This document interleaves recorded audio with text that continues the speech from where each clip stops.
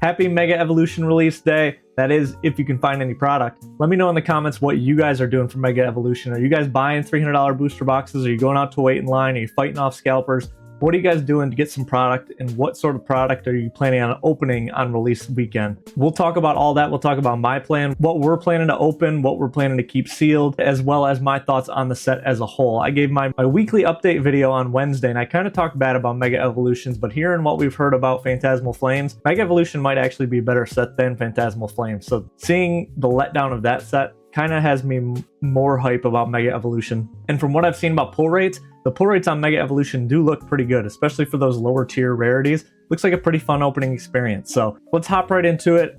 How many packs are we planning on opening, my wife and I, in total on release day? Well, right now we've got 3 packs coming that we can open between the two of us. So we each get a pack and a half, which is amazing. So the only product that we've got secured right now that's supposed to be coming tomorrow, I've got 2 products. One is a 3-pack blister from Walmart that I was able to secure on Walmart Wednesday.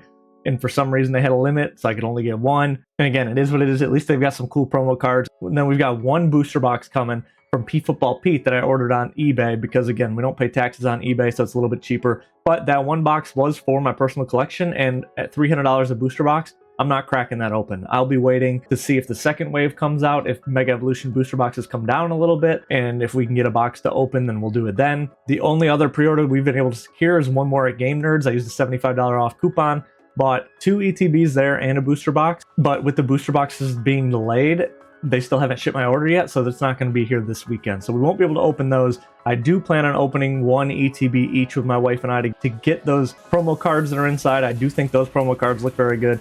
The booster box promo card, the Bulbasaur looks amazing too. I'll be looking to buy that one. I'm not breaking open my $300 booster box to get out a $40, $50 promo card. So I could see it doing a lot like the Journey Together Reshiram, which is, you know, 30, 40 bucks somewhere in there. But Bulbasaur might give it a little bit of a premium, but I think a $50 mark is probably where that one will sit. And I'd rather spend $50 on just the promo card rather than opening my booster box and risking it all on that. So that's all we've got. And that's a really big change because starting from Silver Tempest, my wife and I got back in the hobby with Brilliant Stars way back when and started opening things then. But the first booster box we opened up was Silver Tempest, and that was at $85 a booster box. We were able to get some Silver Tempest and open it up. And again, at $85, even then, first starting, I was like, $85 for a booster box? That's kind of crazy. You know, that's a lot of money to be spending on something you're just going to rip open, have a fun experience with, and then be done with. Like, that's, you know, a nice dinner out, something like that, 85 bucks. But going forward, we got comfortable with that. You know, my strategy always was buy 2 booster boxes, open 1, keep 1 sealed. And that's,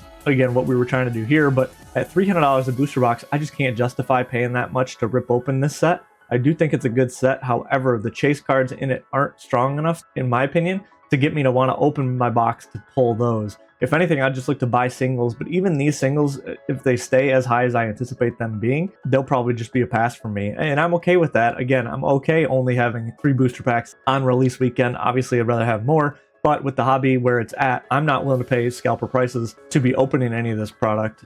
And as far as investing goes, I'm not really investing in it either because I do think we'll have more reprints down the line.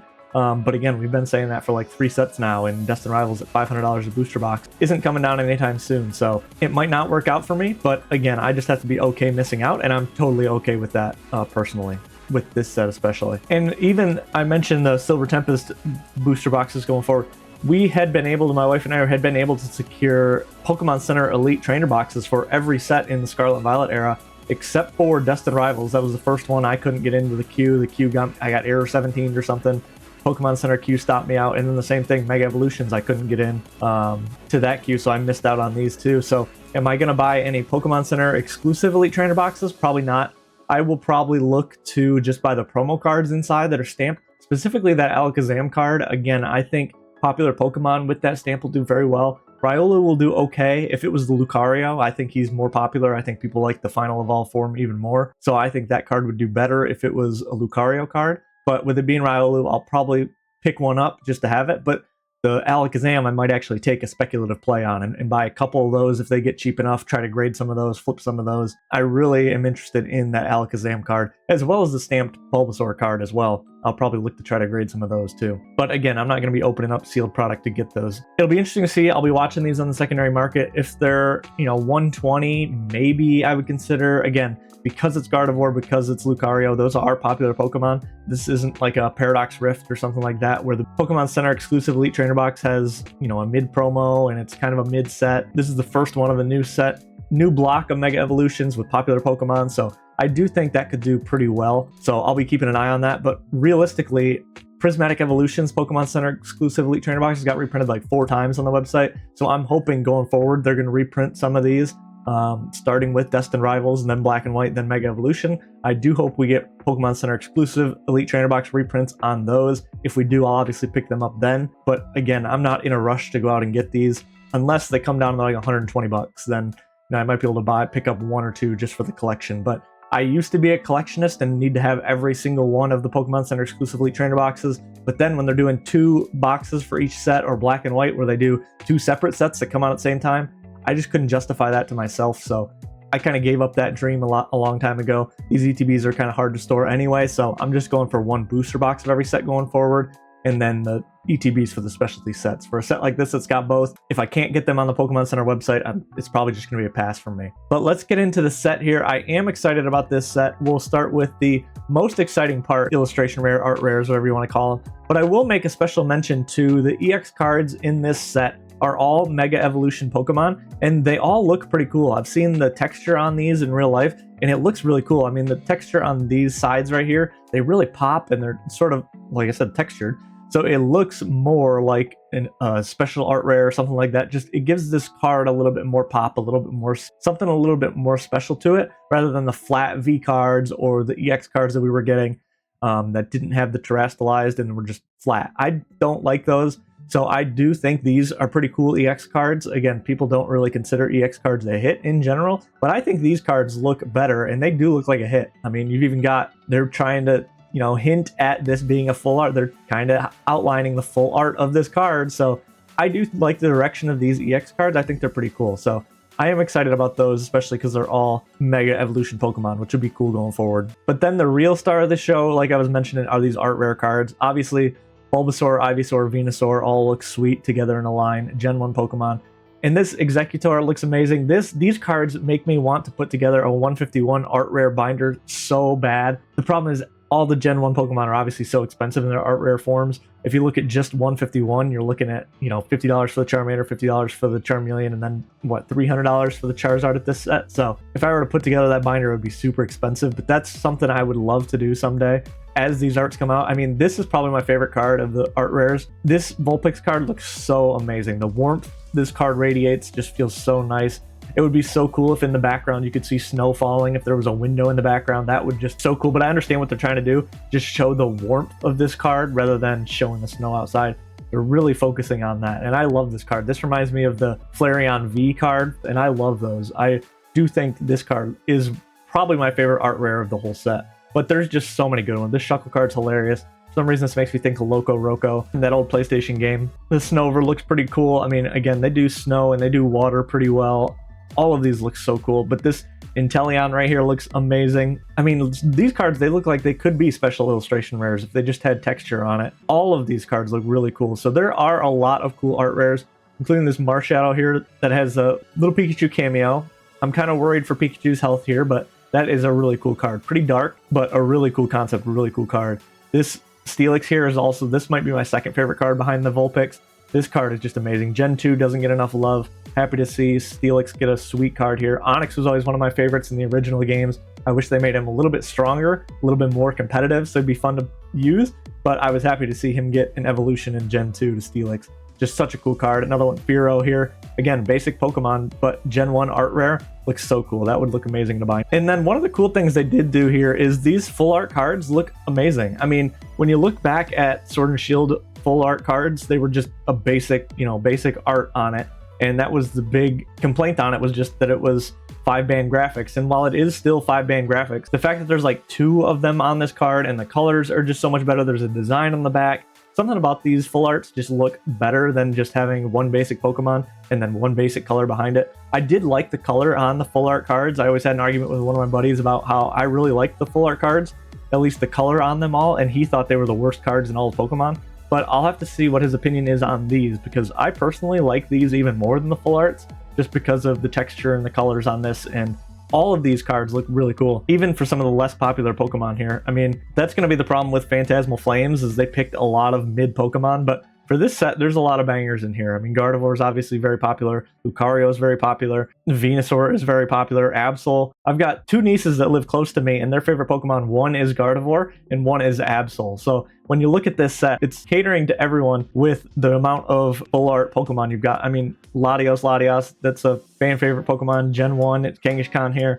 I like that card, but in general, I really like the way the full arts look and the amount of them in this set. So I think this will do really well. These full art trainer cards, I hope they use, and it looks like they did. My hope was they would pick very competitive cards on here, so that if you pull these, they've got a lot of value associated to them, because of people playing the competitive game will want these to bling out their deck. And when you look at the cards they chose with the Buddy Buddy Poffin and the Night Stretcher, those are two very competitive cards that are used in the TCG. So those cards on their own are worth some money, so it'll be cool to see what these full art trainers go for. I think they'll be a pretty good addition. I mean, in general, if you hit a full art trainer card, you're gonna be like, dang, I wish that was a Pokemon. But if you sell your cards or you're willing to trade them at local trade nights, I think using them as trade bait will be very good. So I think these could have some value going forward, and I'm excited to see those as a new addition. And then when you look down here at the special illustration rares, here's where it kind of loses me. This is what I'm talking about with the fact that there's not really a huge chase card in the set for me personally, and why I'm okay if I have to miss out on some of these. This Venusaur EX here, beautiful card, but it's so weird to me. Like, in my opinion, this looks exactly like the full art card. Am I crazy? Like, it shows the Venusaur, it shows a reflection of Venusaur, it's got the same kind of color scheme to it. When you look at this card versus this card, I mean, I've even seen people pull, like I think Real Breaking Nate, someone pulled it on, I think maybe Marie might have pulled this in her pre-release, and I was like, wait, is that the full art or the SIR? You can't really even tell the difference between the two, which is very strange to me. I personally don't love this card. I know it goes with the other two, the Bulbasaur and the Ivysaur over here, and when they sit together, they look really cool as a whole set, but on its own, that Venusaur is kind of missed the mark for me. And then the other ones here, just like Gardevoir, beautiful card. I love this card, don't get me wrong, but again, there's better Gardevoirs out there. What I do love about this card is that it incorporates Kirlia and Ralts. I love that the Charizard does that with the Charmander, the Charmeleon. I personally love when they incorporate the first evolution lines in the full card. I do love that. However, in my opinion, I think the Gardevoir card from Paldean Fates is a better card. I think I like the colors on that one better. I like the little whooper in the background. For me, I just personally like that card a little bit better. So this one kind of misses the mark. Again, for me personally, I just think there's better chase cards out there. Same exact thing with this Riolu and Venusaur. And the thing is, really cool art, right? Like, this reminds me of something out of My Hero Academia. That's my favorite anime. I love that idea of this card. However, we already got this card with two better Pokemon, Charizard and Mewtwo, fighting each other. And we got both perspectives. We got Charizard fighting Mewtwo from his perspective, and then Mewtwo fighting Charizard from his perspective. Both of those cards are absolutely amazing. And personally, cards I would rather have over this card. I do like Lucario, I do like Venusaur, don't get me wrong, but they're not as good as the Gen 1 GOATs, Charizard and Mewtwo. So that's just my only hesitation with this card, is that while it is a cool card, got Mega Latios down there, you know, it's got a third Pokemon, but again, the Charizard and the Mewtwo card both had cameos from other Pokemon in it. I just get those vibes from this card, and I just think, again, there's better cards out there that do the same thing this card is trying to do. So interesting to me.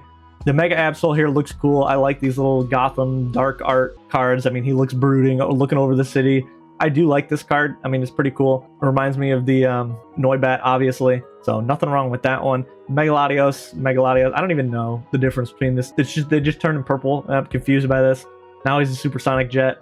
There's a lot going on in this card. So again, it'll look cool in person because of the colors and the texture and all that stuff, but just not one that does it for me. The one that would probably be my chase is this Mega Kangaskhan. Again, I'm a Gen 1 homie, but this card's really fun to me. Having the little baby Joey come out and be, you know, attacking with the mom. This is just a really cool artwork in my opinion. I love the look of this one, this is probably my chase of the entire set. And again, not that I wouldn't be happy with these two cards. I think they're very nice cards, very beautiful cards. But I just think if I'm going to chase a card and open a set that's $300, I'm going to want something more to chase. And these two cards are just better cards out there for the price.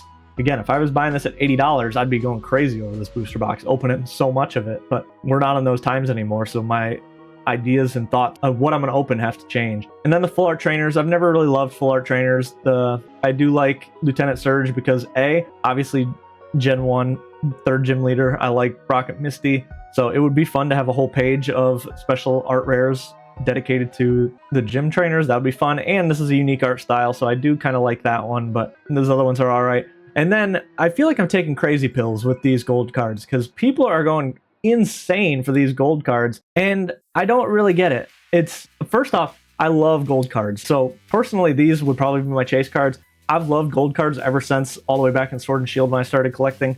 I've got the first page of my binders full of gold cards.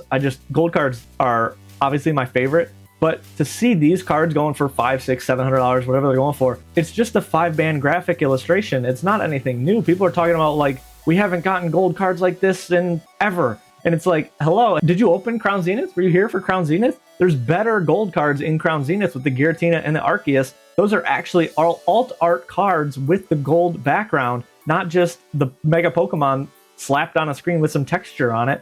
I mean, this card's going to look great. Obviously, there's going to be cool texture on it, but for the people acting like this is a $500 card when the Giratina gold card from Crown Zenith was literally $90 12 months ago is insane to me. I don't see how this could be more than that card. And for people to be paying twice as much for this card as the Giratina is just absolutely wild to me. That blows my mind. So that's my rant on the gold cards. I mean, I personally love them, again, just because I'm a sucker for gold cards, but I just don't understand the hype for these. I'm definitely not chasing these at $300, $400, $500, whatever they are right out the gate. I'm not chasing these. I'm going to wait for the hype to die down because, in my opinion, the Crown Zenith gold cards do it better, and those were super cheap for the longest time. So I know we're in a different market right now. You know, things are hotter, things are different, but again, I'm not chasing. That's the theme of this entire video, is I'm not chasing this set. As good as it is, and I will acknowledge, it is a great set. Probably the best base set, if you consider it a base set we've ever had. I personally don't think it's considered a base set because it's not the next generation. It's just a Mega Evolution gimmick in the middle of 2 generations. But this set is amazing for sure. But is it $300 amazing? My opinion, no. Is it $800 gold card amazing? My opinion, no. So I'm being patient with this. My wife and I are both only opening 3 packs total to start the weekend. So I'm going to wait at GameStop tomorrow. I'm going to go check it out. If there's a huge line or if I have to wait like more than an hour, I probably won't. But I would be willing to wait an hour to see if I can pick up an ETB of this, because we do want to open an ETB, and I'm not paying $100 on the secondary market. Again, I'll wait for that to come down. $100 for 9 packs just doesn't do it for me. $9 for loose packs doesn't do it for me. I'm not going to rip and ship and paying $12. It's not my style. So I appreciate you guys for watching. You can hear me rant about how difficult the Pokemon market is right now. But again, in trying to find your happy in the Pokemon market, I don't want you guys to chase and get burned by this. If you spend $300 on this set, you're going to have a good time with the pull rates. I've seen the pull rates are very fun. You're going to get a lot of cool cards, but then if at the end of the day you don't pull a special illustration rare, you're looking at all your cards and all you got were EX and pull arts, you're thinking, man, I just turned a $300 box into $30 of bulk. That's a way to get burnt out of this hobby really fast, and I would prefer everyone stays in the hobby long term, which just makes it more fun when you can talk about this with more people. So I don't want to see you guys get burned out, but I can't tell you what to do with your money. If you want to go out and spend $300 on a booster box to open it, have fun, absolutely, by all means, do it up. But that's just not what I'm doing personally. But let me know in the comments what you guys are doing. Let me know in the comments if you guys have any to open this weekend, where you might have bought them from. If you guys are going out in the wild to try to find them from Target, Walmart's, GameStops, any of those. Best Buy is usually pretty good. That's where I got black and white. But let me know in the comments what you guys are doing with this set and what your thoughts are about this set in general. I appreciate you guys watching the video. Thanks for liking. Subscribe to the channel if you like Pokemon content like this. I'll catch you guys in the next video. Peace.